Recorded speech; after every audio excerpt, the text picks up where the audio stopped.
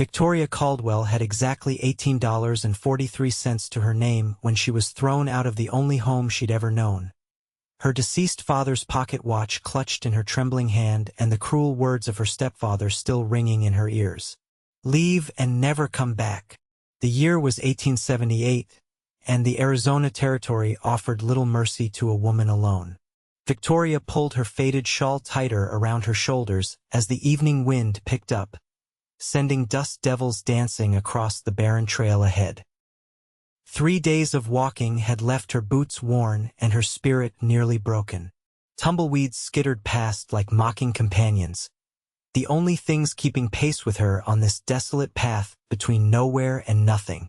The sun hung low in the western sky, bleeding crimson across the horizon and painting the distant mesas in hues of fire. Victoria's parched lips cracked as she took a sip from her near-empty canteen. The water tasted of metal and desperation. According to the weathered signpost she'd passed that morning, the town of Silver Creek was still 15 miles ahead, too far to reach before nightfall, and her legs already trembled with exhaustion. She'd left behind everything. The small ranch her father had built with his own hands, the garden she'd tended since childhood, even her mother's cherished recipe book.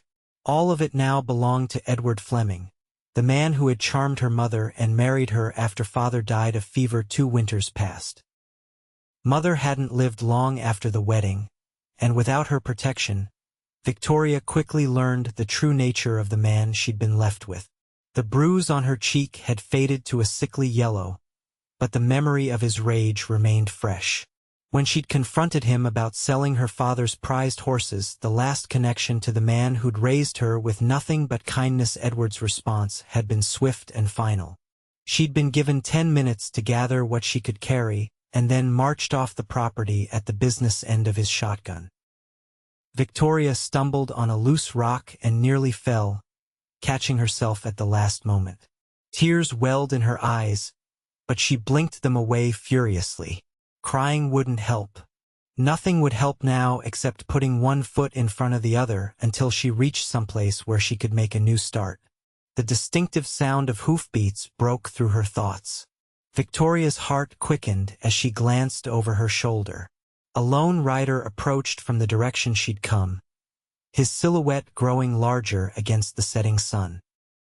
Her first instinct was to hide. A woman alone on these trails was vulnerable to all manner of dangers, but there was nowhere to conceal herself on the open road. She quickened her pace, though she knew it was futile. The rider would overtake her in minutes. Her hand slipped into her skirt pocket, fingers wrapping around the small knife she'd managed to take from the kitchen before Edward had thrown her out.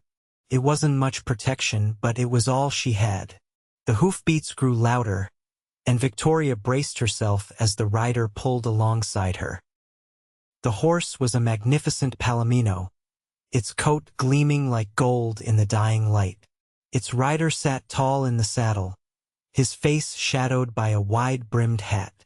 "Evening, miss," the man said, his voice deep and tinged with the rough accent of the frontier. "You're a long way from anywhere." Victoria kept walking, her gaze fixed on the path ahead. "I'm headed to Silver Creek." "That's quite a walk," he replied, slowing his horse to match her pace. "Especially with night coming on." "I'll manage," she said curtly, hoping he would ride on. Instead, he reined his horse to a stop and dismounted in one fluid motion. He was tall, broad-shouldered, with a face weathered by sun and wind.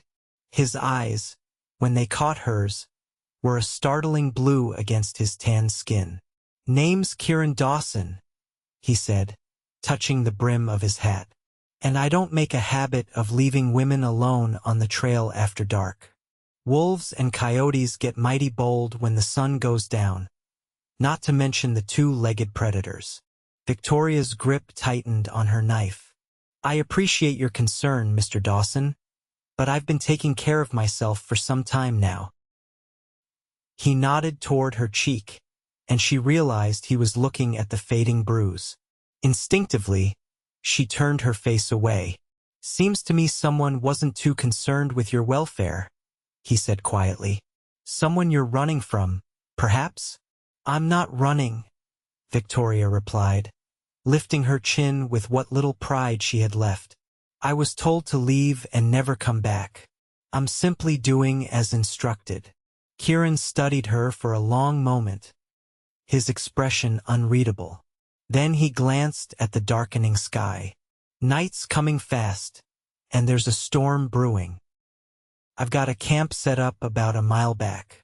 There's food and shelter. He paused, then added gently, "Come with me." Victoria hesitated, weighing her options. Trust didn't come easily after what she'd endured, but the practical reality of her situation was stark. Night in the desert could be deadly, especially with a storm approaching. She was exhausted, hungry, and completely alone. "Why would you help a stranger?" she asked, suspicion evident in her voice. A small smile touched his lips. "My mother raised me to believe that no act of kindness is ever wasted. Besides," he added, patting his horse's neck, "Thunder here is an excellent judge of character, and he seems to like you just fine." As if on cue, the palomino stretched its neck toward Victoria and snuffled softly against her arm. Despite herself, she found a small smile forming. "I'll pay you for the food," she said firmly, wanting to make it clear that she wasn't accepting charity. Kieran's eyes crinkled at the corners. "We can discuss terms later. For now, let's get you someplace safe." He held out his hand. "Do we have a deal, Mississippi?" "Caldwell. Victoria Caldwell." She hesitated for just a moment longer before accepting his hand. "And yes, Mr. Dawson, I believe we do." The touch of his calloused palm against hers sent an unexpected warmth through her fingers, and for the first time in days, Victoria felt the faintest flicker of hope. Kieran helped Victoria onto Thunder's back before climbing up behind her. She sat rigidly, uncomfortable with their proximity but unwilling to show it. The last man who had been this close to her had left marks on her skin and fear in her heart. "Just relax," Kieran said, his voice close to her ear. "Thunder's steady as they come. Won't let you fall." Victoria nodded stiffly, focusing on the trail ahead rather than the solid warmth of the man at her back. The palomino moved with an easy gait that belied its strength, covering ground quickly as the last rays of sunlight disappeared behind the distant mountains. True to Kieran's word, they reached his camp within 20 minutes. It was a simple setup, a small fire flickering in a ring of stones, a canvas lean to providing shelter, and a packhorse tethered nearby. But to Victoria's weary eyes, it looked like paradise. "Not much," Kieran said as he helped her down, "but it keeps the elements at bay." Victoria was keenly aware of his hands at her waist, strong and steady as he lifted her effortlessly to the ground. She stepped away quickly, maintaining a careful distance. "It's more than I would have had," she admitted, watching as he moved to tend the fire. "Thank you for your kindness, Mr. Dawson." "Kieran," he corrected, adding a few sticks to the flames. "Mr. Dawson was my father, and a more ornery cuss you'd never meet." A ghost of a smile touched Victoria's lips. "Kieran, then." He nodded toward the lean-to. "There's a blanket in there if you want to sit. I've got some beans and bacon that'll be ready soon." The mention of food made Victoria's stomach clench painfully. She couldn't remember when she'd last eaten a stale biscuit sometime yesterday. Perhaps. She moved to the lean-to and settled on the blanket, watching as Kieran worked around the camp with practiced efficiency. In the firelight, she could see him more clearly. He was younger than she'd first thought, perhaps in his late 20s.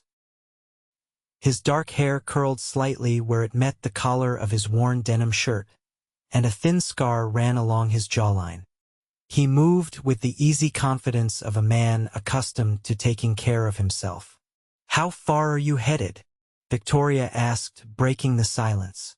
Kieran glanced up from the small pot he was stirring. "Silver Creek for now. Got some business with the Cattlemen's Association." After that, wherever the trail leads. You don't have a home? He shrugged. Home's where I hang my hat. Been that way since I was 16. Victoria found herself curious despite her wariness. What happened when you were 16? Kieran was quiet for a moment, focused on the food.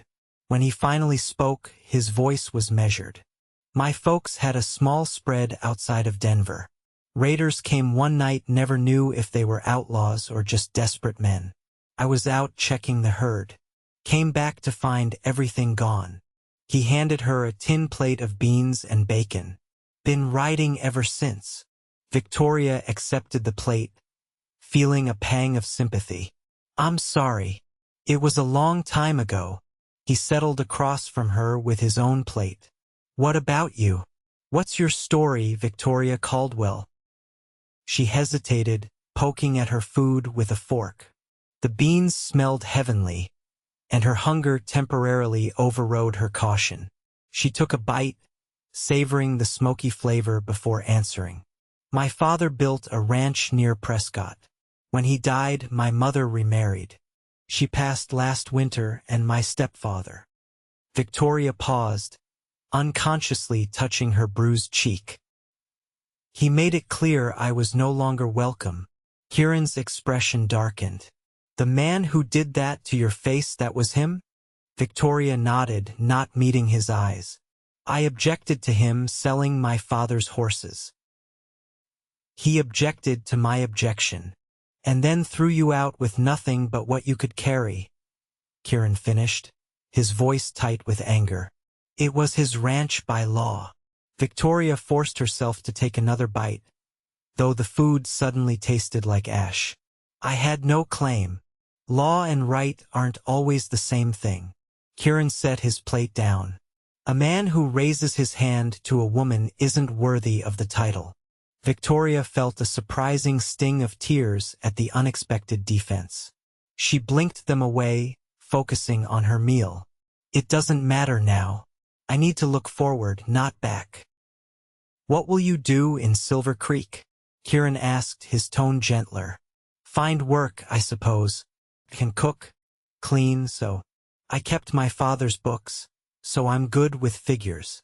Victoria tried to sound confident, though the prospect of starting over terrified her.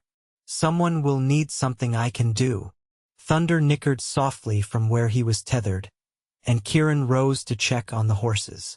Victoria watched him move about the camp, struck by how different he was from Edward. Where her stepfather had been all bluster and cruelty, this cowboy moved with a quiet assurance that demanded no acknowledgement. When he returned to the fire, he carried a small bundle. I've got some coffee if you'd like, and there's jerky for the morning. Thank you, Victoria said, finishing her meal. I insist on paying you for your trouble. Kieran shook his head. Keep your money. You'll need it. I won't be beholden to anyone, she insisted, her pride flaring. Not again. Something in her tone must have reached him, because after a moment, he nodded. All right. We'll settle up in Silver Creek. For now, you should get some rest. You can take the lean-to. I'll sleep by the fire. Victoria wanted to object, it was his shelter. After all, but exhaustion was quickly overtaking her. The food in her stomach and the relative safety of the camp had loosened the tight coil of fear she'd been carrying for days. She felt her eyelids growing heavy. Will you tell me more about yourself, Kieran Dawson? She asked, fighting to stay awake. What business brings you to Silver Creek? He smiled, stoking the fire. That's a story for another time. Rest now, Victoria. Tomorrow's another day. As she settled into the lean-to, pulling the rough blanket around her shoulders, Victoria realized it was the first time in months that she would sleep without fear. Whatever the morning might bring, for tonight at least, she was safe. The distant rumble of thunder lulled her into a dreamless sleep. Victoria woke to the smell of coffee and the soft sounds of morning.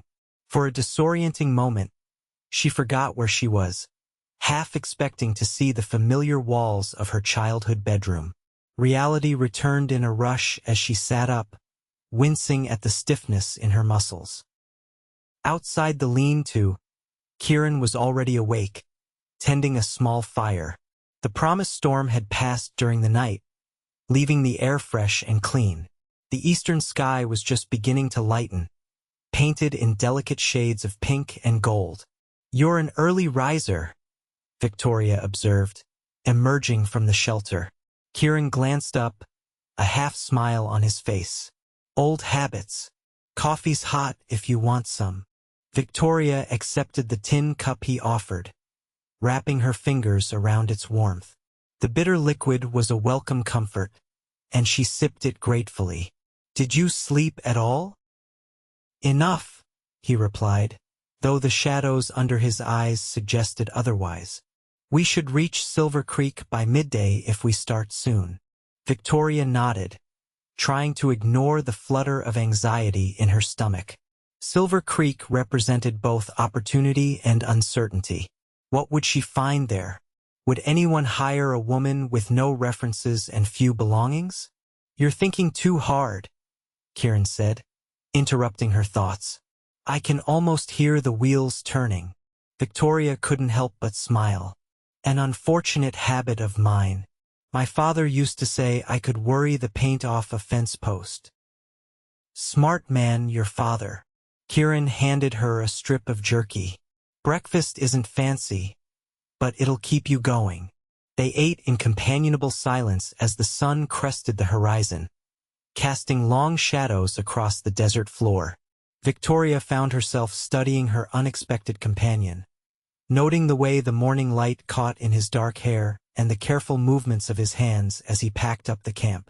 "Have you been to Silver Creek before?" she asked as they prepared to leave. Kieran nodded, securing his bedroll behind the saddle. "A few times. It's a decent town. Sheriff keeps it orderly. There's a hotel, couple of saloons, the usual businesses. And is there work for someone like me?" He paused in his task, considering. "Town's growing. The railroad's coming through next year, so folks are looking to expand. Mrs. Reynolds at the hotel might need help. Or there's the mercantile old man Harper's eyes aren't what they used to be. He could use someone good with numbers." Victoria felt a spark of hope at his words. Perhaps Silver Creek would offer the fresh start she needed. "What about you?" she asked. "You mentioned business with the Cattlemen's Association?" A shadow crossed Kieran's face, but it was gone so quickly Victoria wondered if she'd imagined it. "Just some matters that need settling. Nothing interesting." His tone discouraged further questions, and Victoria didn't press. Everyone had their secrets, after all. She certainly had her own. They broke camp efficiently, and soon Victoria found herself once again perched in front of Kieran on Thunder's broad back. This time, she was more conscious of his presence, the solid warmth of his chest against her back, the light pressure of his arm as he reached around her to hold the reins. The trail to Silver Creek wound through rocky terrain, occasionally offering glimpses of stunning vistas. Mesas rose in the distance like ancient guardians, their red-orange faces catching the morning sun. Despite her uncertain future, Victoria found herself appreciating the wild beauty surrounding them. "It's magnificent," she murmured almost to herself. "That it is," Kieran agreed, his voice close to her ear. "Never gets old, no matter how many times I see it." "Have you always been a wanderer?" Victoria asked, genuinely curious about this man who had shown her such unexpected kindness. There was a pause before he answered. "Not always. After my parents died, I worked cattle drives, ranch jobs, whatever kept me fed. Spent some time with the army as a scout.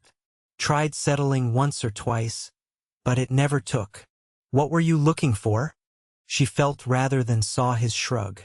"Wasn't looking for anything in particular. Just never found a reason to stay in one place." Victoria considered his words. How different their lives had been, she, who had known only one home until 3 days ago, and he who claimed no home at all. Yet here they were, traveling the same dusty trail toward an uncertain future. "And what about you?" Kieran asked. "Did you ever think about leaving before you had to?" Victoria shook her head. "The ranch was all I knew. My father built it from nothing. After he died, staying felt like keeping part of him alive." She swallowed against the sudden tightness in her throat. "Edward, my stepfather, he's erasing everything my father created. Selling the horses, changing the brand. Soon it will be as if the Caldwells never existed at all." Kieran was quiet for a moment. Then he said, "Names fade, buildings crumble, but some things last. The lessons your father taught you, the person he raised you to be, those things can't be taken away." His words, simple as they were, eased something in Victoria's heart. She hadn't realized how much she needed to hear that her father's legacy would survive, even if only through her. "Thank you," she said softly. They rode in silence for a while after that, each lost in their own thoughts. The sun climbed higher in the sky, and the heat began to build. Victoria was grateful for the canteen Kieran had filled before they left camp. Around midday, they crested a rise, and Silver Creek came into view in the valley below. It was larger than Victoria had expected, a proper town with several streets of buildings, not just the handful of structures she'd imagined. From this distance, she could see the steeple of a church, the substantial bulk of what must be the hotel, and the scattered smaller buildings that made up the business district. Beyond the town, a creek flashed silver in the sunlight, giving the settlement its name. "There it is," Kieran said, raining thunder to a stop so they could take in the view. "Your new beginning." Victoria felt a mixture of relief and trepidation. They had reached their destination, which meant her journey with Kieran was nearly at an end. The thought brought an unexpected pang of regret. "I should thank you properly," she said, turning slightly to look at him. "You've been kinder than I had any right to expect." His blue eyes met hers, and for a moment, something unspoken passed between them. Then he looked away, clicking his tongue to urge thunder forward. "Let's get you settled," he said, guiding the horse down the slope toward the town. "Then we can talk about what comes next." Victoria wondered what he meant by "what comes next," but didn't ask. Soon enough, they were approaching the outskirts of Silver Creek, and she found herself becoming acutely aware of her appearance. Her dress was dusty and wrinkled, her hair disheveled from days on the trail. What kind of impression would she make on potential employers looking like this? As if reading her thoughts, Kieran said, "We'll stop at the hotel first. Mrs. Reynolds can be particular, but she's fair. She'll give you a chance to freshen up before you start looking for work." The main street of Silver Creek was busy with midday activity.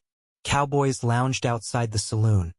A group of women chatted outside the general store, and a wagon loaded with lumber rattled past, heading toward the far end of town. People glanced curiously at them as they rode in. A strange man and woman sharing a horse was bound to attract attention. Victoria felt her cheeks warm under the scrutiny. In a small town like this, gossip traveled faster than telegrams. What would these people think of her situation? Kieran seemed unbothered by the attention, guiding thunder confidently down the street until they reached a 2-story building with a sign proclaiming it the Silver Creek Hotel. He dismounted first, then reached up to help Victoria down. "Ready?" he asked quietly, his hands steady at her waist. Victoria took a deep breath and nodded. "As I'll ever be." Together, they climbed the steps to the hotel's wide porch. Whatever awaited her inside, Victoria knew one thing for certain. Her life would never be the same. The Silver Creek Hotel lobby was a pleasant surprise. Victoria had expected something rustic and plain, but the space was tastefully furnished with a polished reception desk, several comfortable-looking chairs, and even a small potted palm in the corner. A woman in her 50s stood behind the desk, her gray streaked hair pulled back in a severe bun, her shrewd eyes taking in every detail of the newcomers. "Kieran Dawson," she said, her voice carrying a faint southern accent. "Didn't expect to see you back so soon." "Mrs. Reynolds," Kieran replied, touching the brim of his hat respectfully. "Good to see you keeping the place up to your usual standards." The older woman's expression softened slightly. "Flattery will get you nowhere, young man.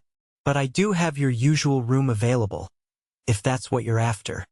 "Actually," Kieran said, gesturing to Victoria, "I was hoping you might have a room for Miss Caldwell here, and perhaps a word about any work that might be available in town." Mrs. Reynolds turned her appraising gaze to Victoria, who straightened her spine and met the woman's eyes directly despite her dusty appearance. "Victoria Caldwell," she introduced herself, extending her hand. "It's a pleasure to meet you, Mrs. Reynolds." The hotel proprietress accepted the handshake, her grip firm. "New to these parts, I take it?" "Yes, madam. I'm looking to make a fresh start." Mrs. Reynolds studied her for a moment longer, then nodded as if coming to a decision. "Room's $2 a night. Includes breakfast. As for work..." She glanced at Victoria's hands. "Those look like hands that know how to do more than just fancy needlepoint." Victoria smiled slightly. "I can cook, clean, keep books, and manage a household. I'm not afraid of hard work." Mrs. Reynolds tapped her fingers on the desk. "As it happens, my girl Betsy just ran off with a cattle buyer from Kansas City. Left me short-handed right before the Harvest Festival. I could use someone to help with the rooms and the dining area, at least temporarily." Hope bloomed in Victoria's chest. "I would be very grateful for the opportunity, Mrs. Reynolds." "Room and board plus 50 cents a day," the older woman offered. "Sundays off unless we're especially busy." It wasn't much, but it was a start. Victoria nodded quickly. "Thank you. I accept." "Good." Mrs. Reynolds reached under the counter and produced a key. "Room 4, upstairs on the right. Get yourself settled and cleaned up. You can start tomorrow morning, 6 o'clock sharp." Victoria accepted the key, relief washing over her. She had a place to stay and work to do the two things she needed most. She turned to Kieran, who was watching the exchange with quiet approval. "I don't know how to thank you," she said softly. "No need," he replied. "You'd have managed fine without me." Mrs. Reynolds cleared her throat. "Mr. Dawson, will you be needing a room as well?" "Yes, madam. Just for a few days while I conduct my business. Room 8, same as last time." She handed him a key, then added with a knowing look, "The Cattlemen's Association is meeting at the Silverado Saloon tonight at 7. I imagine you'll want to be there." A shadow crossed Kieran's face. "I'll be there." Victoria sensed there was more to this exchange than she understood, but it wasn't her place to ask. Instead, she said, "I should get settled. Thank you again, Mrs. Reynolds. I won't disappoint you." The older woman nodded. "See that you don't. Kieran, you might show Miss Caldwell where the washroom is located. I imagine she'd appreciate a chance to freshen up after the trail." "Of course." Kieran gestured toward the stairs. "After you, Miss Caldwell." As they climbed the stairs, Victoria's mind was already racing ahead. She had a job and a roof over her head, two things she hadn't been certain of just hours ago. The knot of anxiety that had been her constant companion since leaving the ranch began to loosen, just slightly. Kieran showed her to her room, a small but clean space with a narrow bed, a washstand, and a window overlooking the main street. "It's not much," he said, standing awkwardly in the doorway. "It's perfect," Victoria replied honestly. After nights on the hard ground or walking until her feet ached, the simple room looked like luxury. "The washroom is at the end of the hall. I'll have your bag brought up." He hesitated, then added, "I should see to the horses and my own business. Will you be all right on your own?" Victoria smiled, touched by his concern. I'll be fine. You've done more than enough already. Kieran nodded, but still seemed reluctant to leave. Perhaps, if you're not too tired, we could have supper together? The hotel dining room serves a decent meal. The invitation surprised her, and Victoria felt a flutter of something unfamiliar in her chest. It had been a long time since anyone had shown interest in her company for its own sake. I'd like that, she said. What time? 6? That would give me time to attend to a few matters first. 6 it is, Victoria agreed. And Kieran, thank you for everything. He tipped his hat, a small smile playing at the corners of his mouth. Until tonight, Victoria. After he left, Victoria sat on the edge of the bed, overwhelmed by how quickly her circumstances had changed. Yesterday, she had been alone on the trail, her future a frightening blank.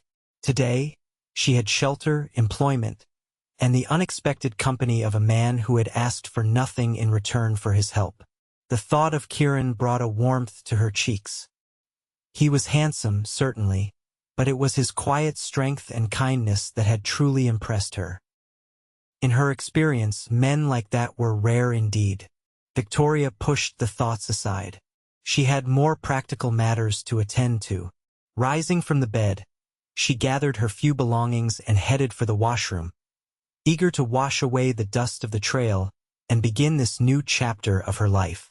The hot bath was nothing short of heavenly. Victoria lingered in the water until it began to cool, scrubbing away days of dust and worry. She washed her hair thoroughly, then dressed in her spare dress, a simple blue calico that had seen better days but was at least clean. Back in her room, she sat at the small vanity and brushed her damp hair until it shone. The woman who looked back at her from the mirror seemed somehow different from the one who had left her father's ranch just days ago. There was a new determination in her eyes, a firmness around her mouth that hadn't been there before.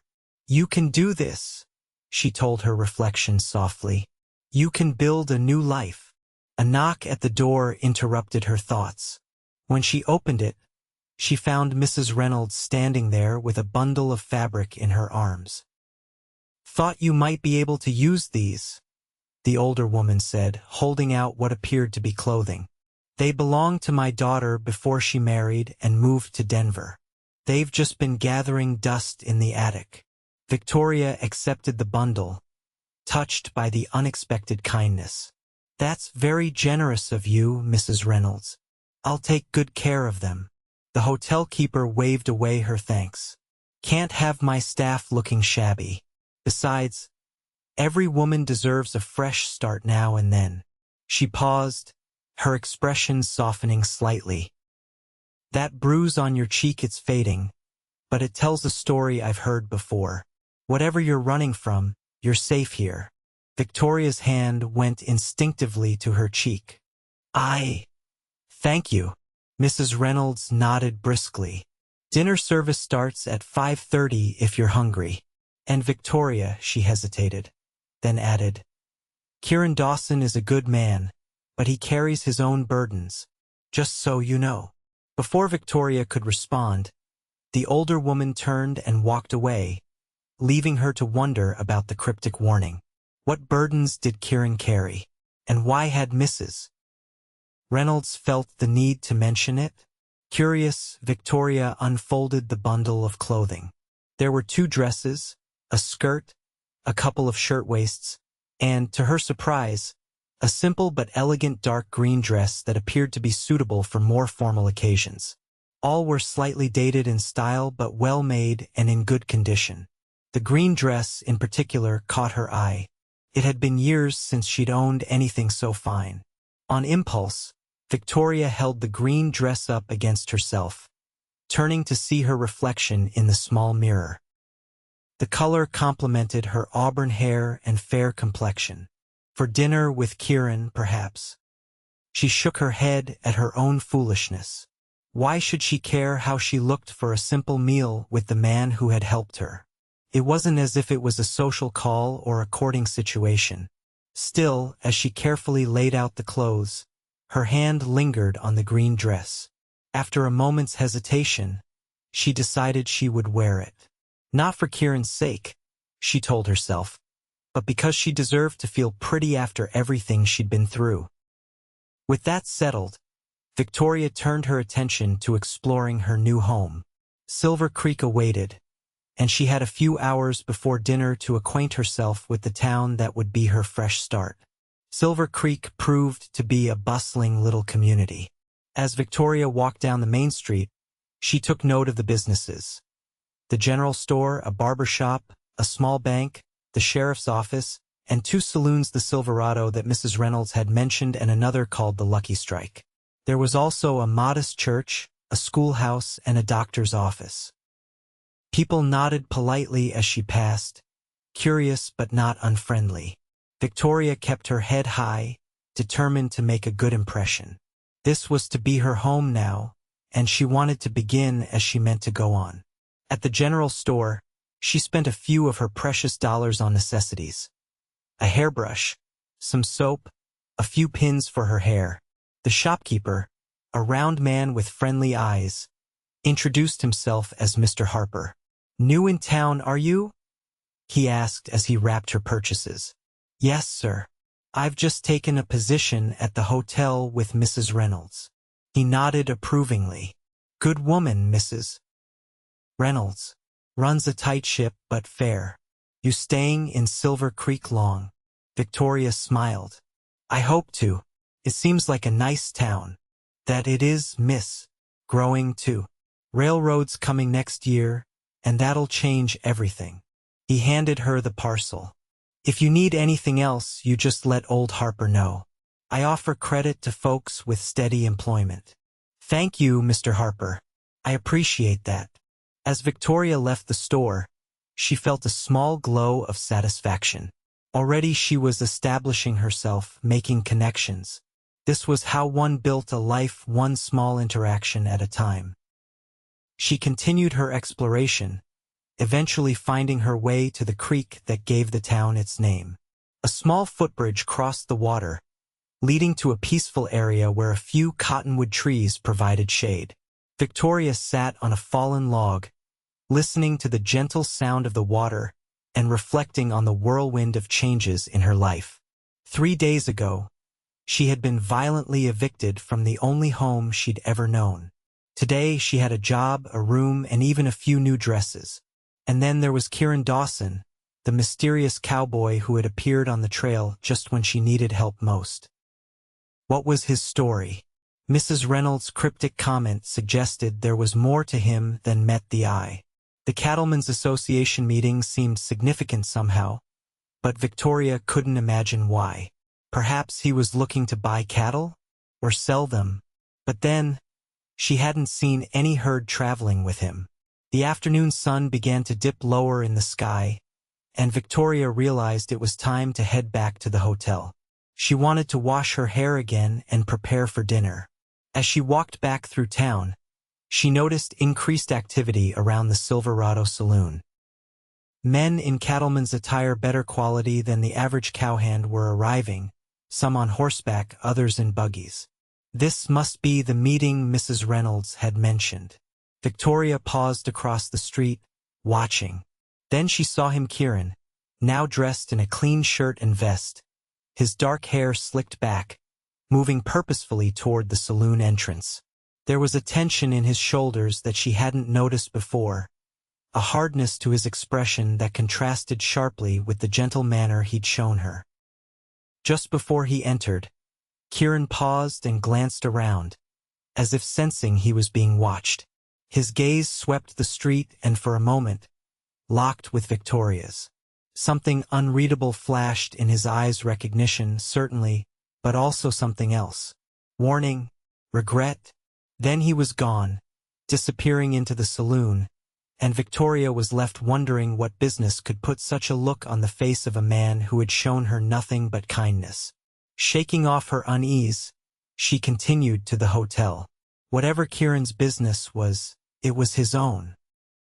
She had a new life to build, and tonight was just the beginning. Back in her room, Victoria poured fresh water into the washbasin and washed her face and hands. She brushed her hair until it shone, then arranged it in a simple but elegant style, using the pins she'd purchased to secure it at the nape of her neck, with a few soft curls framing her face. The green dress fit better than she'd expected. It was slightly loose in the waist. Mrs. Reynolds' daughter had apparently been a bit more generously proportioned, but the overall effect was pleasing. The color made her eyes appear more green than their usual hazel, and the modest neckline was trimmed with a simple lace that added a touch of femininity without being too fussy. Victoria studied her reflection, hardly recognizing the woman who looked back at her. Gone was the trail-worn, frightened girl of yesterday. In her place stood a woman prepared to face whatever challenges lay ahead. A soft knock at her door made her heart jump. It was only 5:45. Was Kieran early? Taking a deep breath to calm her nerves, Victoria opened the door. It wasn't Kieran but a young boy of about 12. His freckled face serious as he handed her a folded note. "Mr. Dawson asked me to give you this, miss," he said. "Said it was important." "Thank you," Victoria replied, slipping the boy a penny from her dwindling funds. His face lit up at the unexpected tip. "Thank you, miss." Then he was gone, clattering down the stairs with the boundless energy of youth. Victoria closed the door and unfolded the note with a sense of foreboding. The handwriting was strong and masculine. The message brief: "Victoria, regret I must postpone our dinner. Unavoidable business requires my attention. Please accept my apologies. Will explain when I can. Katie." Disappointment washed over her, followed quickly by concern. What unavoidable business could have arisen so suddenly? Was it connected to the cattlemen's meeting at the Silverado? Victoria sat on the edge of her bed, the note still in her hand. She told herself she had no right to feel so let down. After all, Kieran owed her nothing. He had already done more than most would have, helping a stranger on the trail and ensuring she found safe haven in Silver Creek. And yet, she couldn't shake the feeling that something was wrong. The expression she'd glimpsed on his face outside the saloon, the cryptic warning from Mrs. Reynolds, and now this abrupt cancellation, it all pointed to complications she didn't understand. Victoria smoothed the note, folding it carefully and placing it on the small table beside her bed. Then she straightened her shoulders and rose. Dinner or no dinner, she was hungry, and the hotel dining room awaited. She wouldn't waste the opportunity to wear her new dress, nor would she spend the evening alone in her room wondering about Kieran Dawson's mysterious business. Whatever secrets he harbored, they were his own. Victoria had enough challenges ahead without adding his burdens to her own.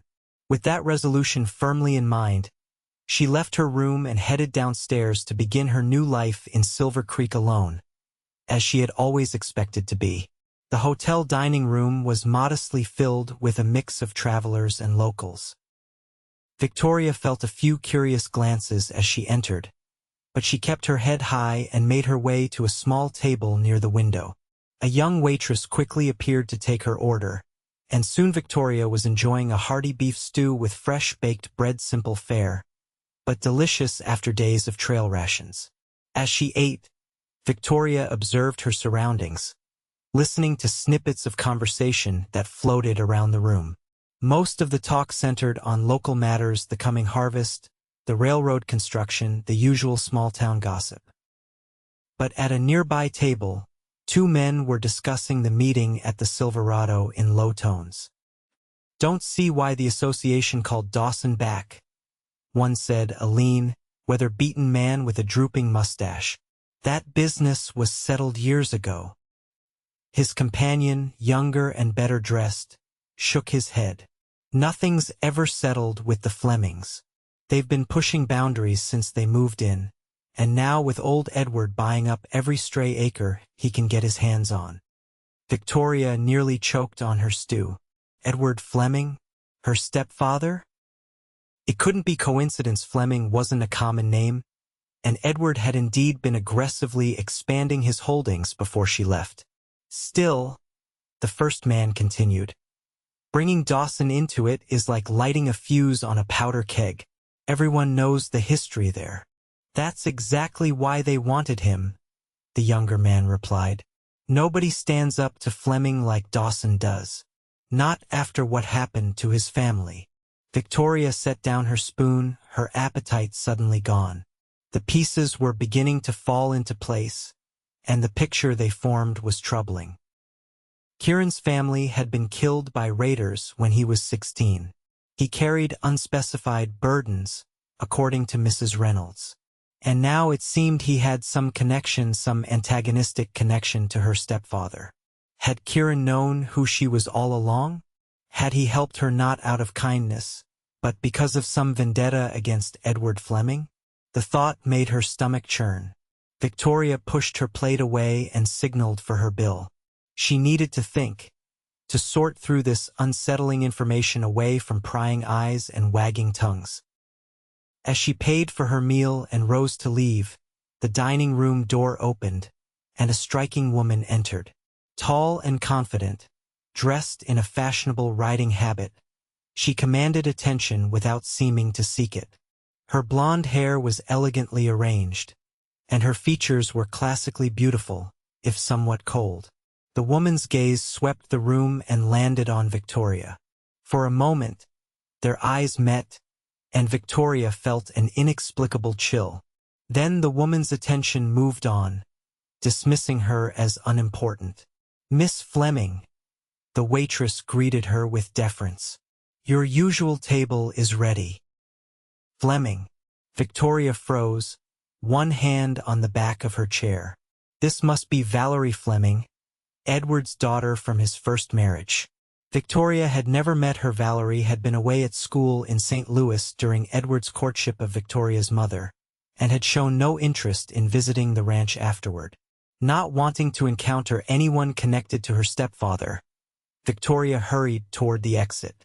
As she passed Valerie's table, she kept her head down, praying the other woman wouldn't recognize her name or make any connection. "Excuse me." Valerie's cultured voice stopped her. "Have we met?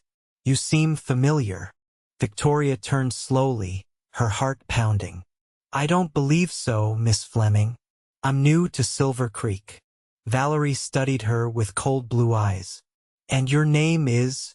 For a split second, Victoria considered lying. But what would be the point? Silver Creek was too small for secrets, and she had done nothing wrong. "Victoria Caldwell," she said, lifting her chin slightly. A flicker of recognition crossed Valerie's perfect features. "Caldwell, you're Edward's stepdaughter, aren't you? The one who ran away." "I didn't run away," Victoria corrected, keeping her voice steady despite the anger that flared at the accusation. "I was told to leave and never come back." Valerie's lips curved in a small, unpleasant smile. "Is that what you tell people? How dramatic. Edward said you became hysterical over some business decisions and had to be removed from the property. He's been quite concerned about you, actually." The blatant lie took Victoria's breath away. Edward. Concerned? The man who had struck her, who had held a shotgun on her as she gathered her meager belongings. It was absurd. "I'm sure he has," Victoria replied, unable to keep the bitterness from her voice. "If you'll excuse me, Miss Fleming, I've had a long day." Valerie's smile didn't reach her eyes. "Of course. But you should know, Victoria, that Silver Creek is practically Fleming territory these days. Father has significant investments here, and I personally own the building across the street. We're quite influential in town affairs." The implied threat wasn't subtle. Victoria felt a chill run down her spine, but refused to show fear. "How fortunate for Silver Creek," she said evenly. "Good evening, Miss Fleming." Without waiting for a response, Victoria left the dining room, her mind racing. First the revelation about Kieran's connection to Edward, and now this encounter with Valerie. It seemed her past wasn't going to let her go as easily as she'd hoped. Back in her room, Victoria paced the small space, trying to make sense of everything. Why hadn't Kieran mentioned knowing Edward Fleming? What history did they share? And what did it mean for her, now that she knew the Flemings had influence in Silver Creek? A soft knock at her door interrupted her thoughts. Victoria hesitated, then called, "Who is it?" "It's me." Kieran's voice was low and urgent. "We need to talk." Victoria's heart jumped. She smoothed her dress, took a deep breath, and opened the door. Kieran stood in the hallway, his expression grave. He'd removed his hat, and his dark hair was slightly disheveled, as if he'd been running his hands through it in agitation. His eyes widened slightly at the sight of her in the green dress, but he quickly recovered. "May I come in?" he asked. "It's important." Victoria hesitated. Propriety dictated that she shouldn't allow a man into her room unchaperoned. But these were hardly normal circumstances, and the hallway wasn't the place for what promised to be a difficult conversation. "Briefly," she agreed, stepping aside to let him enter. Kieran moved past her, his presence seeming to fill the small room. He stood awkwardly for a moment, then said, "I owe you an explanation. About several things, I think," Victoria replied, keeping her distance. "Starting with why you never mentioned that you know my stepfather." Surprise flashed across his face. "How did you?"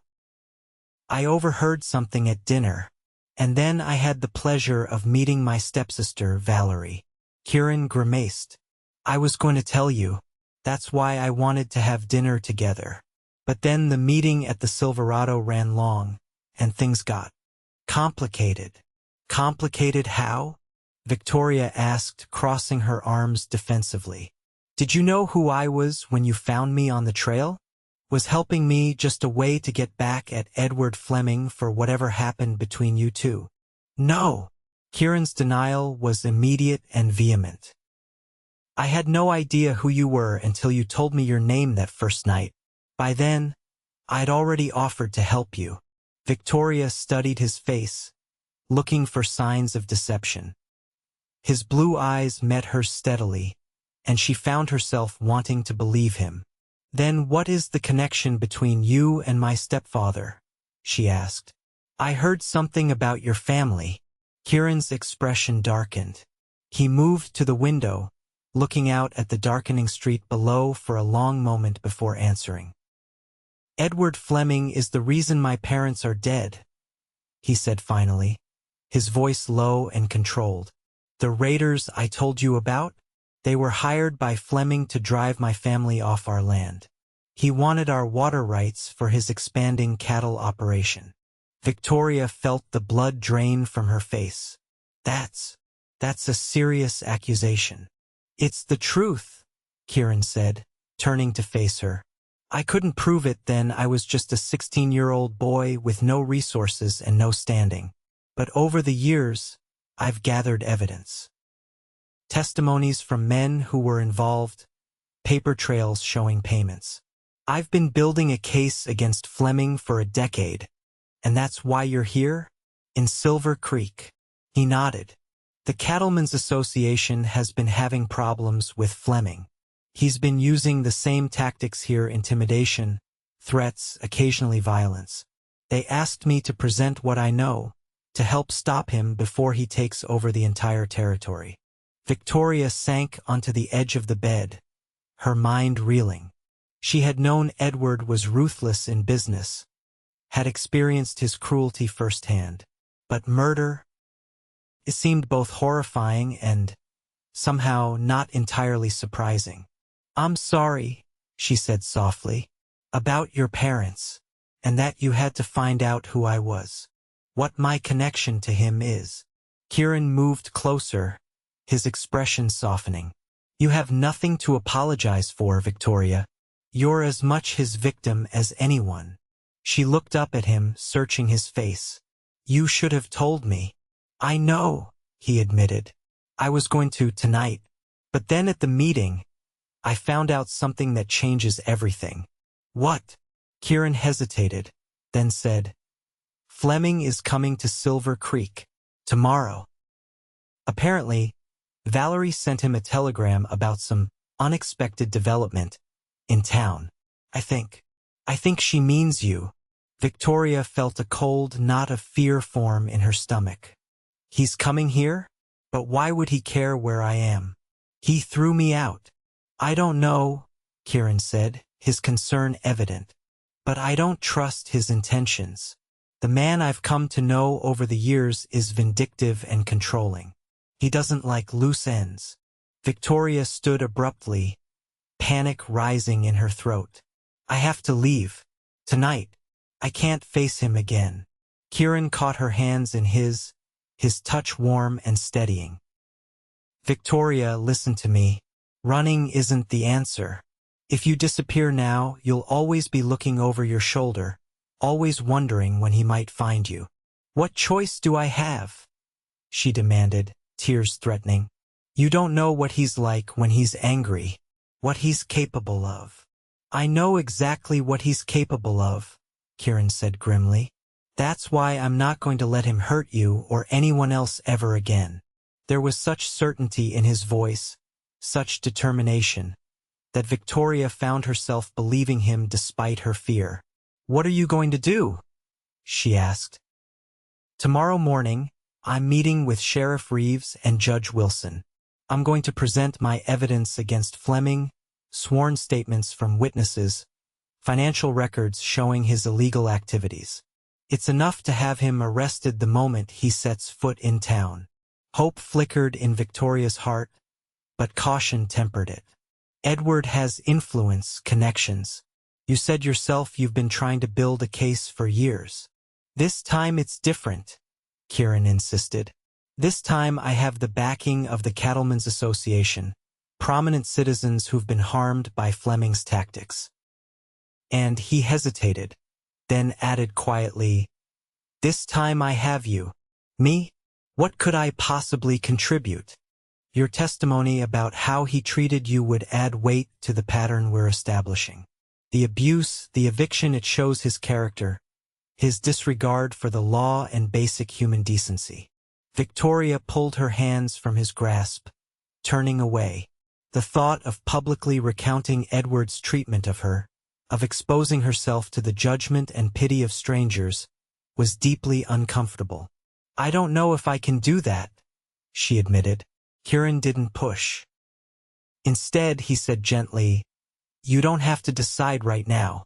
Just don't run. Please, at least wait until morning. See how things develop." Victoria took a deep breath, then nodded. "All right, I'll stay." "But Kieran," she turned back to him, "be careful. Edward is dangerous when cornered." "I've been preparing for this confrontation for 10 years, he said, a grim smile touching his lips. "I'm not the defenseless boy he encountered then." As he moved toward the door, Victoria found herself reluctant to see him go. Despite the complications, despite the unexpected connections to her past, Kieran Dawson represented safety in a world that had shown her little of it. "Kieran," she called as he reached for the doorknob. "Thank you for telling me the truth." He paused, looking back at her with an expression that made her heart beat faster. "Get some rest, Victoria. Tomorrow could be a difficult day." After he left, Victoria sat by the window for a long time, watching the lights of Silver Creek and contemplating the strange turns her life had taken. 3 days ago, she had been cast out, alone and afraid. Now she was at the center of a decade-long quest for justice, connected in ways she couldn't have imagined to the man who had rescued her on the trail. Whatever tomorrow brought, Victoria knew one thing with certainty. She was tired of running, tired of being at the mercy of Edward Fleming's cruelty. Perhaps it was time to stand her ground, to be part of ending his reign of terror once and for all. With that resolution firmly in mind, Victoria prepared for bed, knowing that the coming day would test her courage in ways she had never anticipated. Morning arrived with a sense of foreboding that seemed to hang over Silver Creek like a storm cloud. Victoria rose early, dressed in one of the practical shirtwaists Mrs. Reynolds had given her, and prepared to begin her first day of work. Despite the anxiety churning in her stomach about Edward's impending arrival, she was determined to honor her commitment to the hotel proprietress. As she made her way downstairs, she found Mrs. Reynolds already in the hotel lobby, directing the activities of the day with brisk efficiency. "Ah, Victoria. Good, you're prompt." The older woman nodded approvingly. "I've had some breakfast set aside for you in the kitchen. Eat quickly. Then Sarah will show you how we manage the rooms." "Thank you, Mrs. Reynolds." Victoria hesitated, then added, "I should mention that I may need to speak with Sheriff Reeves at some point today. It's rather important." Mrs. Reynolds raised an eyebrow but didn't ask for details. "The sheriff usually takes his coffee here around 10. You can catch him then if your duties permit." Victoria smiled gratefully. "I appreciate your understanding." In the kitchen, Victoria found a plate of eggs and biscuits waiting for her. As she ate, she observed the bustling activity of the hotel staff preparing for the day. A young woman about her own age approached, wiping her hands on her apron. "You must be Victoria," she said with a friendly smile. "I'm Sarah. Mrs. Reynolds said I'm to show you the ropes today." "Pleased to meet you," Victoria replied. "I'm afraid I don't have much experience with hotel work, but I'm a quick learner." Sarah waved away her concern. "It's not complicated. Changing linens, dusting, making sure the guests have what they need. You'll catch on in no time." The next 2 hours passed in a flurry of activity as Victoria followed Sarah from room to room, learning the hotel's routines and expectations. The work was straightforward enough, though more physically demanding than Victoria had anticipated. By mid-morning, her back ached from making beds and her hands were red from wringing out cleaning cloths. But there was satisfaction in the work, too, in seeing a room transformed from disheveled to pristine, in knowing she was earning her keep through honest labor. It helped distract her from thoughts of Edward's arrival and the confrontation that awaited. At 10 o'clock, as Mrs. Reynolds had predicted, Sheriff Reeves arrived for his coffee. Victoria spotted him from the upper landing, a tall man with graying temples and the weathered look of someone who'd spent decades in the harsh western sun. She waited until he was settled in the hotel's small parlor before approaching him. "Excuse me, Sheriff Reeves?" she said, standing respectfully at the entrance to the parlor. "My name is Victoria Caldwell. I was hoping I might have a word with you."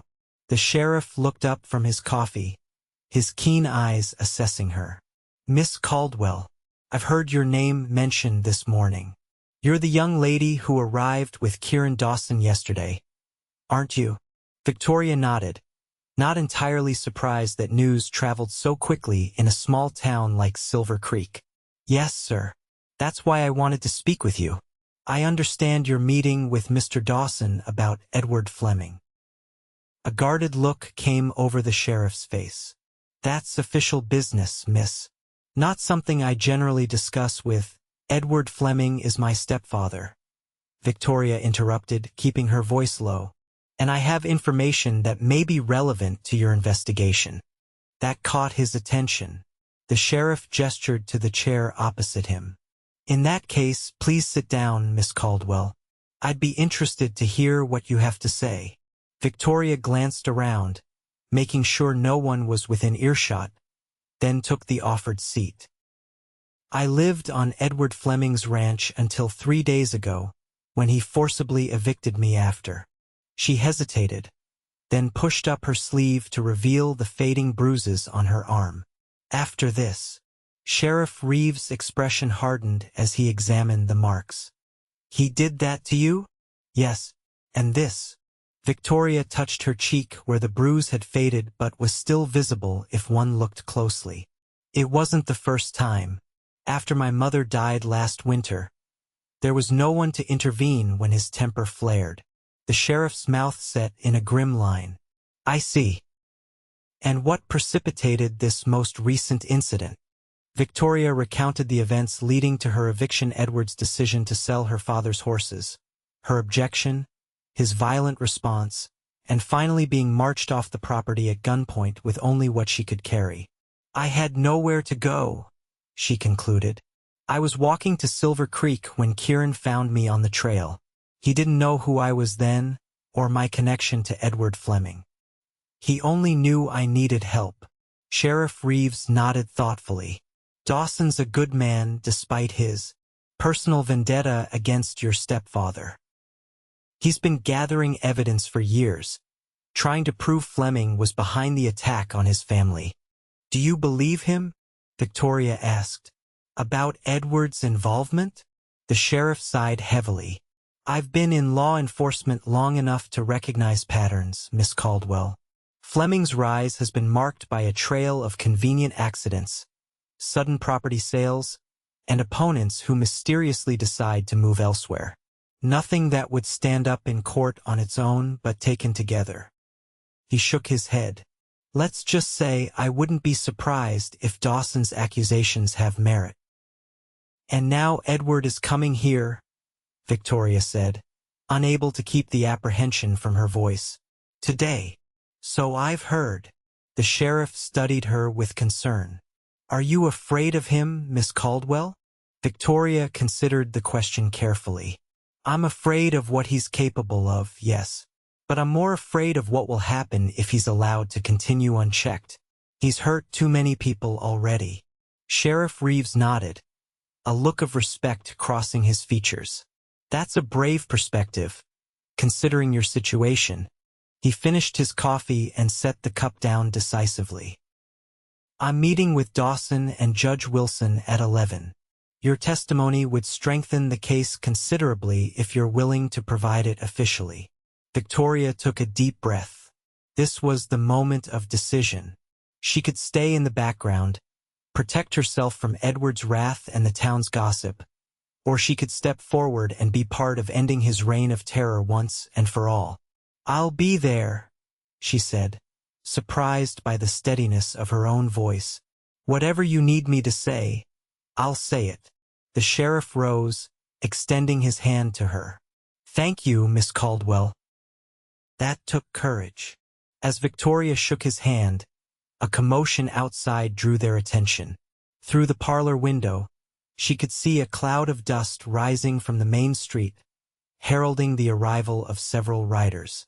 "Looks like your stepfather may have arrived earlier than expected," Sheriff Reeves said grimly. "Stay here. I'll handle this." But as he moved toward the door, it burst open, and Kieran strode in, his expression urgent. "Sheriff," he began, then stopped short when he saw Victoria. "Victoria, good you're both here. Fleming just rode into town with 4 hired guns. They're heading for the Silverado now." Sheriff Reeves' hand moved instinctively to the gun at his hip. "Dawson, I told you to stay out of sight until our meeting with the judge." "Plans changed when I saw who was riding with Fleming," Kieran replied tensely. "One of them is Sam Riker. He was at my parents' ranch the night of the raid. He's one of the men who provided a sworn statement." Victoria felt cold dread settle in her stomach. "If Edward sees him with you, he'll know I have evidence against him," Kieran finished. "We need to move now, Sheriff, before Fleming realizes the danger he's in and tries to run. Or worse." Sheriff Reeves considered for only a moment before nodding decisively. "All right, let's end this once and for all." He turned to Victoria. "Miss Caldwell, I think it's best if you remain here." "No," Victoria said firmly, rising from her chair. "Edward Fleming has controlled my life for too long. I want to see this through." Kieran looked like he wanted to object, but something in her expression must have convinced him. "Stay behind us," he said instead. "And if anything goes wrong—" "It won't," Sheriff Reeves interrupted confidently. "Fleming may be accustomed to getting his way in the territories, but Silver Creek is my town. He'll abide by the law here, one way or another. Together, the three of them left the hotel and stepped into the bright morning sunlight. Victoria felt exposed and vulnerable as they walked down the main street toward the Silverado saloon, but she kept her head high.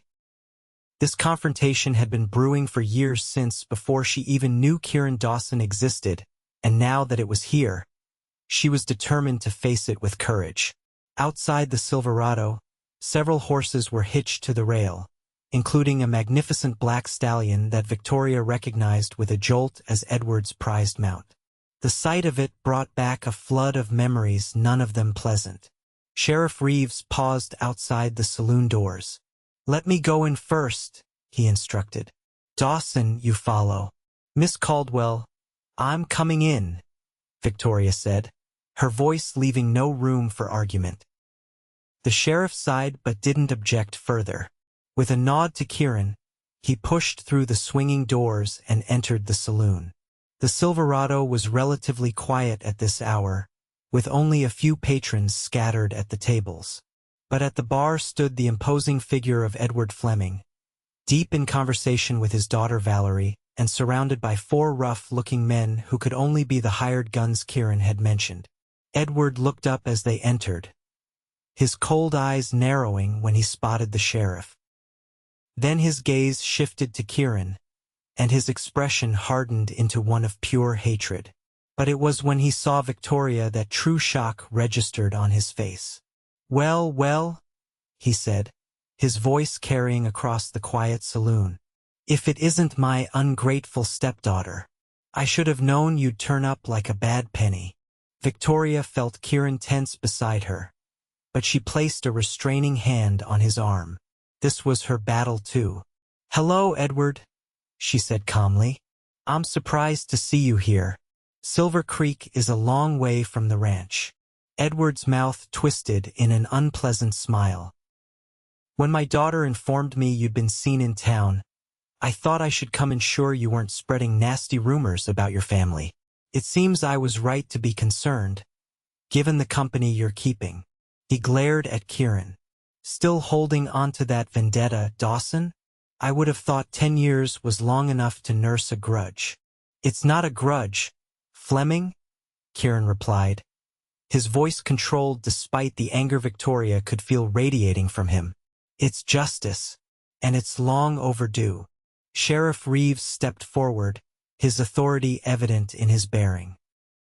"Edward Fleming, I have sworn statements from multiple witnesses implicating you in the murder of Joseph and Margaret Dawson in 1868, as well as evidence of intimidation, assault, and illegal land seizures across 3 counties. I'm placing you under arrest pending a hearing before Judge Wilson." A tense silence fell over the saloon. Edward's face darkened with rage, but there was a flicker of something else in his eyes, calculation, perhaps, or the first stirrings of fear. "This is absurd," he said dismissively. "Whatever evidence you think you have is clearly fabricated. I'm a respected businessman with connections in territorial government. You can't touch me, Reeves." "That may have been true once," the sheriff replied evenly. "But times are changing, Fleming. The law is catching up to men like you." Edward's gaze flicked to his hired guns, and Victoria felt her heart race with sudden fear. Was he considering violence here in the middle of town? But before he could speak, one of his men, a scar-faced individual with a perpetual squint, stepped away from the group. "I ain't shooting no sheriff," he said bluntly. "Not for any amount of money." "Me neither," another agreed. "You didn't say nothing about this being official law business, Fleming." Edward's face contorted with fury. "You're paid to do as I say, not think for yourselves. We're paid to protect your property and intimidate rustlers," the first man countered. "Murder charges and shooting lawmen is a hanging offense. I didn't sign up for that." Victoria watched in astonishment as the dynamic shifted before her eyes. Without the backing of his hired guns, Edward suddenly seemed smaller, less imposing. The aura of invincibility that had surrounded him for so long was crumbling. "This is your doing, isn't it?" he snarled, turning on Victoria.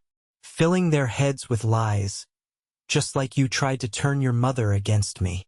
"The only liar here is you, Edward," Victoria replied, finding strength she didn't know she possessed. "You've built your empire on other people's suffering. It ends today." Edward lunged toward her with a roar of rage, but Kieran was faster. He stepped between them, catching Edward's arm and twisting it behind his back in one smooth motion. "That's enough," Sheriff Reeves said firmly, drawing his weapon. "Fleming, you're under arrest. Come peacefully or I'll add resisting to the charges." For a moment, Victoria thought Edward might continue to struggle, but the fight seemed to drain out of him all at once. He sagged in Kieran's grip, his face a mask of bitter defeat. "You'll regret this," he spat as the sheriff moved forward with handcuffs. "All of you. I still have friends in high places." "Not for long," Kieran said quietly. "Not after they hear the evidence against you." As Sheriff Reeves led Edward away, the hired guns quickly distanced themselves, eager to avoid association with their former employer's downfall. Only Valerie remained, her perfect features twisted with fury. "This isn't over," she hissed at Victoria. "The Fleming name still means something in this territory." Victoria met her stepsister's gaze steadily. "Perhaps it's time it meant something different," she suggested. "You have a chance to build something better than what your father created, Valerie. I hope you take it." Valerie's eyes widened with surprise, clearly not expecting such a response. After a moment, she turned on her heel and stalked out of the saloon without another word. In the silence that followed their departure, Victoria felt a strange lightness, as if a weight she'd carried for years had suddenly been lifted. She turned to Kieran, who was watching her with an expression of mingled admiration and concern. "Are you all right?" he asked softly. Victoria considered the question, taking stock of her emotions. There was relief, certainly, and a sense of justice served. But there was something else too, a feeling of possibility that hadn't been there before. "Yes," she said finally, a smile beginning to form. "I think I am. For the first time in a very long time." Kieran's answering smile warmed her heart. "It's over, Victoria. He can't hurt you or anyone else again." "Thanks to you," she acknowledged. "You've been seeking justice for so long. How does it feel to finally have it?" A complex series of emotions crossed Kieran's face. "I'm not sure yet," he admitted. "I've been chasing this moment for 10 years. I never really thought about what comes after." Victoria realized with sudden clarity that they were at a crossroads. Both of them had been defined by Edward Fleming's cruelty for so long, Kieran by his quest for revenge, Victoria by her efforts to survive it. With that chapter closed, what came next? "What will you do now?" she asked, almost afraid to hear the answer. Would he ride away, now that his mission was accomplished? The thought brought an unexpected pang of sadness. Kieran looked around the saloon, then back to her, his blue eyes intent. "I don't know," he said honestly. "For the first time in a decade, I don't have a plan." He hesitated, then added quietly, "But I do know I'm not ready to say goodbye to you, Victoria Caldwell." The simple declaration sent a flutter of warmth through her chest. "Then don't," she replied softly. Their eyes held for a long moment, an unspoken understanding passing between them. Whatever the future held, they would face it together, two people who had found each other against all odds on a dusty trail, bound by a shared past and the promise of a new beginning. As they stepped out of the saloon into the bright sunlight of Silver Creek's main street, Victoria felt something she had almost forgotten: hope, blooming like a desert flower after the rain. The weeks that followed Edward Fleming's arrest brought many changes to Silver Creek and to Victoria's life. The evidence against her stepfather proved overwhelming, especially when combined with her testimony and the statements from his former hired guns, who were eager to save themselves by cooperating. Edward was transferred to the territorial prison to await trial, his empire beginning to crumble in his absence. Valerie Fleming disappeared back to St. Louis, leaving her property in Silver Creek to be managed by others.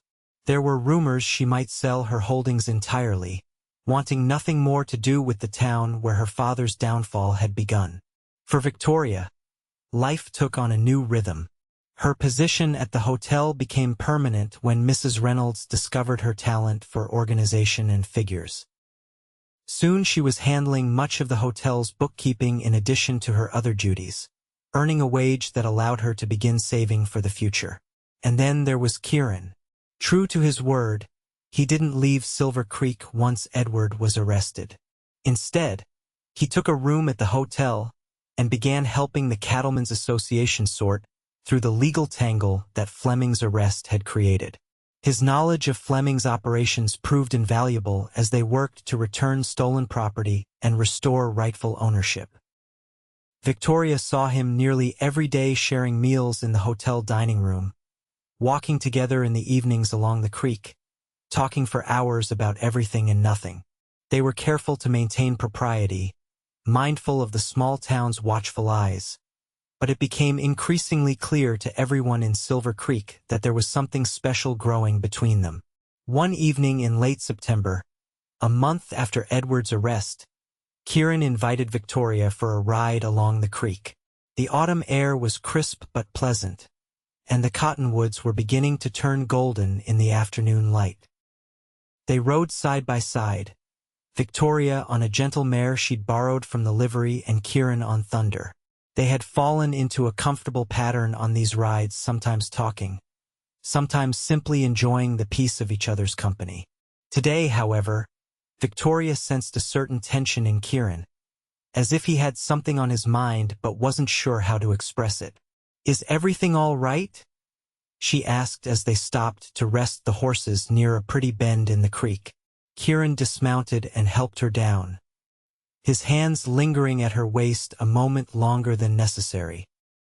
"Yes," he said, then smiled ruefully. "No, I'm not sure." Victoria raised an eyebrow. "That's very clear, thank you." He laughed, the sound warming her heart as it always did. "I received a letter yesterday," he explained, leading her to a fallen log where they could sit. "From an old friend in Colorado. He's offering me a partnership in a ranch he's starting near Denver. Good land, fair terms." Victoria felt her heart sink. "Oh," she said, trying to keep her voice steady. "That sounds like a wonderful opportunity."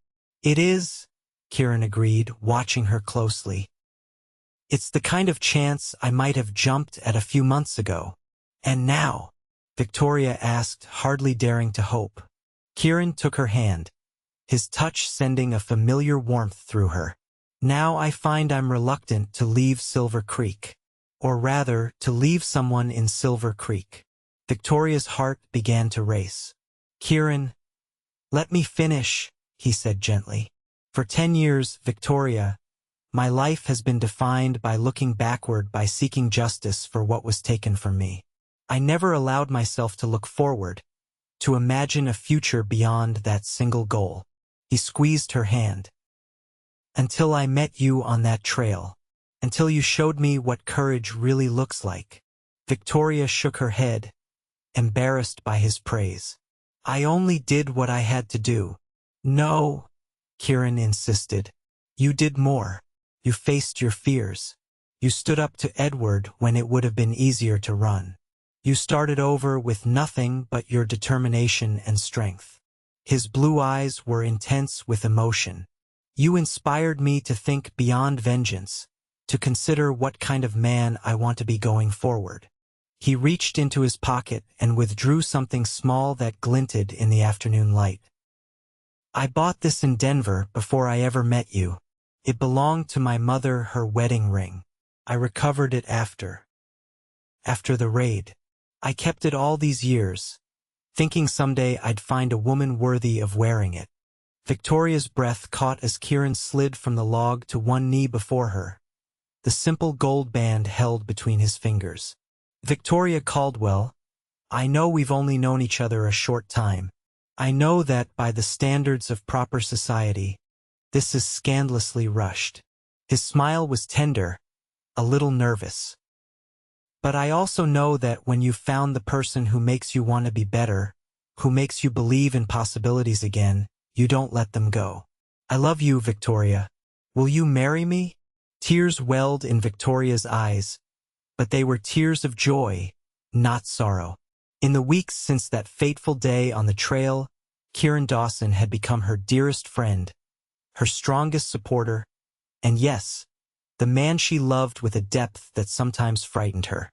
"Yes," she whispered, and then again, more strongly, "Yes, Kieran, I will marry you." His face lit with such happiness that Victoria thought her heart might burst. He slipped the ring onto her finger, a perfect fit, as if it had been made for her, and then drew her into his arms. Their kiss was tender at first, then deepening with the passion they had both restrained during their courtship. When they finally parted, both were breathless, and Kieran's eyes had darkened to the color of a storm-swept sky. "I love you," Victoria said, the words coming easily now that they had been spoken aloud. "And I don't care if it's rushed. When you know, you know." Kieran laughed, pulling her close again. "Mrs. Reynolds will have plenty to say about it, I'm sure." "She'll get over it," Victoria replied with a grin. "Especially when I tell her we'll need the hotel's nicest room for the wedding reception."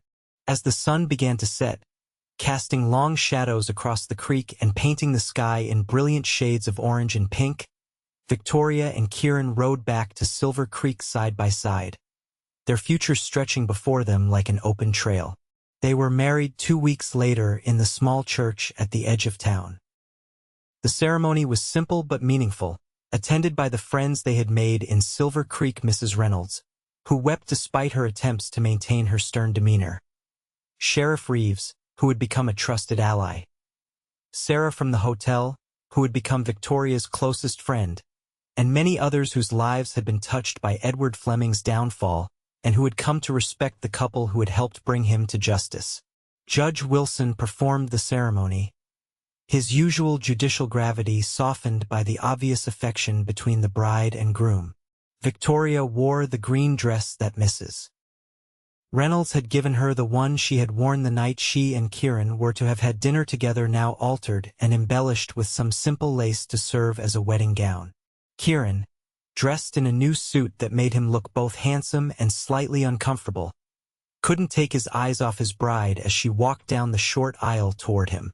The love in his gaze made Victoria feel beautiful in a way no fancy dress or jewels ever could. As they exchanged their vows, Victoria thought of the strange twists of fate that had brought them together: her expulsion from her childhood home, his decade-long quest for justice, their chance meeting on a lonely trail.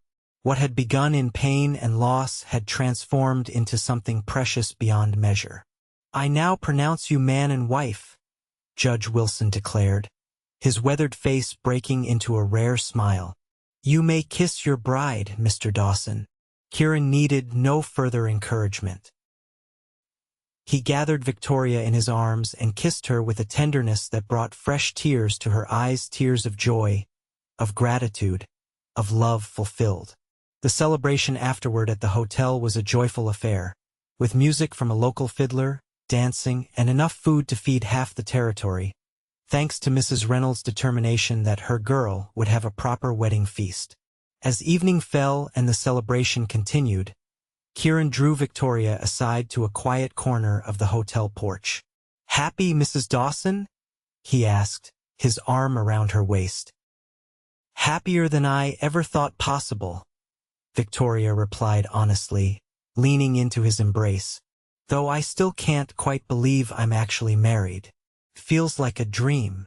"If it is, I hope we never wake up," Kieran said, pressing a kiss to her temple. "But there is one more surprise I have for you." Victoria looked up at him curiously. "What sort of surprise?" Kieran reached into his pocket and withdrew a folded document, which he handed to her with a smile. "Open it." Victoria unfolded the paper, squinting to read it in the fading light. It was a deed of some kind, with both their names written in formal legal script. "What is this?" "It's the deed to your father's ranch," Kieran explained, his expression soft as he watched her reaction. "Or I should say, our ranch now." Victoria stared at him in shock. "But how?" "Edward, with Edward in prison awaiting trial, and evidence that he acquired the property through dubious means after your mother's death. Judge Wilson was able to invalidate his claim," Kieran explained. "He ruled that as your father's only living heir, the property rightfully belongs to you.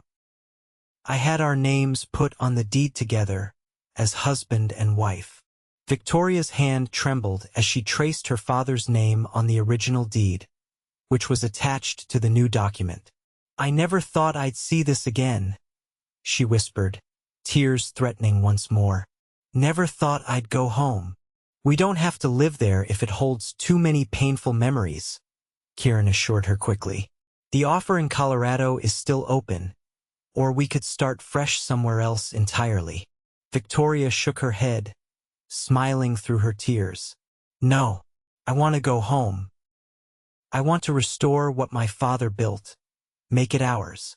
She looked up at her husband, her heart overflowing with love.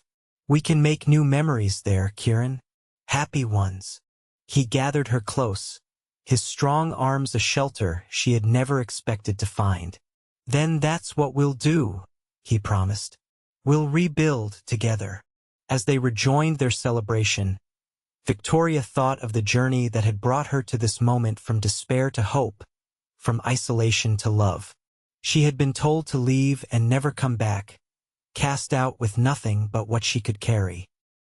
And then a cowboy had met her on the trail and said, "Come with me." It had been the beginning of everything.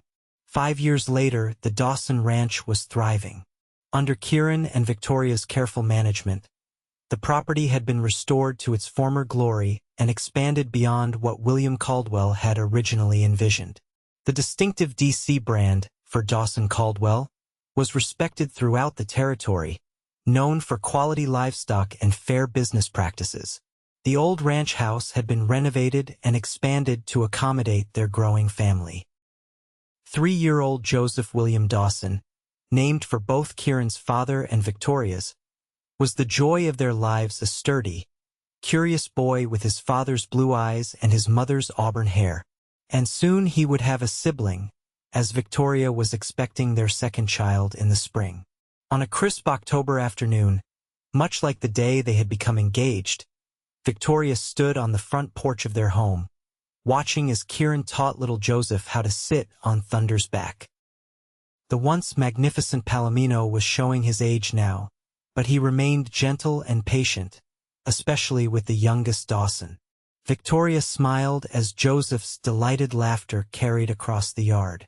These were the moments she treasured most, the simple, everyday happiness that had once seemed so far beyond her reach. "Mama, look," Joseph called, waving excitedly as Kieran held him securely in the saddle. "I'm riding like Papa." "I see you, sweetheart," Victoria called back, her hand resting protectively on the gentle swell of her belly. "You're doing wonderfully." Kieran glanced up, catching her eye with a smile that still made her heart skip a beat after all these years. The decade of hardship that had marked his face when they first met had softened, replaced by lines of laughter and contentment. He was, Victoria thought not for the first time, even more handsome now than when she had fallen in love with him. As the sun began to set, casting long golden shadows across the land they had rebuilt together, Victoria offered a silent prayer of gratitude for the strange, painful journey that had led her to this moment of perfect happiness. She had been cast out, alone and afraid, but fate had placed Kieran Dawson on that trail, a man who had shown her the true meaning of courage, of justice, and of love. She had been told to leave and never come back. Instead, she had found her way home.